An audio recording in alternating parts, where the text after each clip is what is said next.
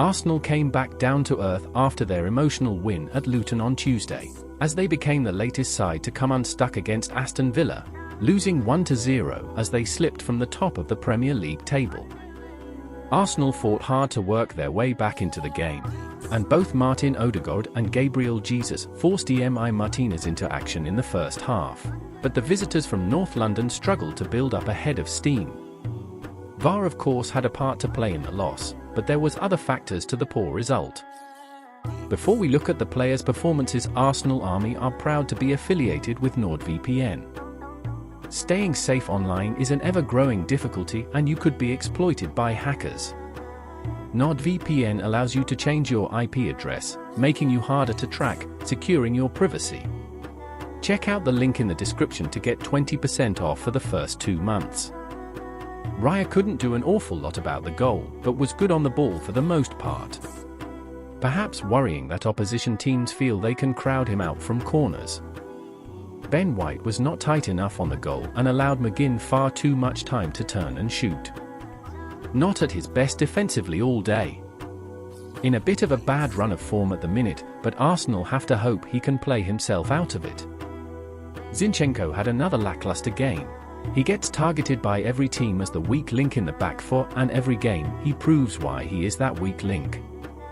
Saliba struggled on occasion with the physicality of Ollie Watkins and looked a little hurried in his possessional play at times. When he did find his composure, though, his 1vs1 defending was decent. Gabriel could perhaps have done better in the build-up to the goal.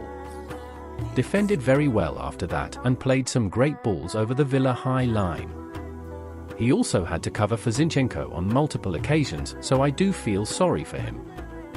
Declan Rice interestingly drifted out to the right in the build-up instead of his customary left, and seemed to fail to spot the ball over the top for far too long. Excellent defensively for the most part though. Havertz is improving every game and was our best player today. Some nice dribbling in the first half to help carry Arsenal up the pitch and exploit the Villa high line. Faded in influence a little in the second though. Ødegaard missed 2 chances that could and probably should have won Arsenal the game.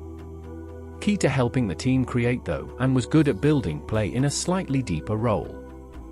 But I cannot look past that he goes missing in games far too often. Saka was kicked to bits, as is seemingly customary at Villa Park.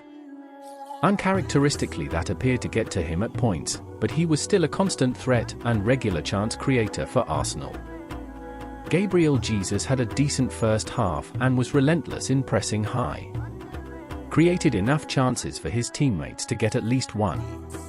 Tired in the second half though, and looked frustrated by constant Villa fouling.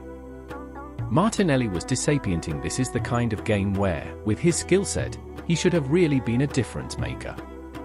Instead, his final product when receiving the ball in behind the Villa high line was subpar for the most part. Trossard came on for Martinelli, didn't offer too much down the left when he came on. If anything, the left side was less of a threat without the pace. Arteta could only watch from the stands due to his touchline ban.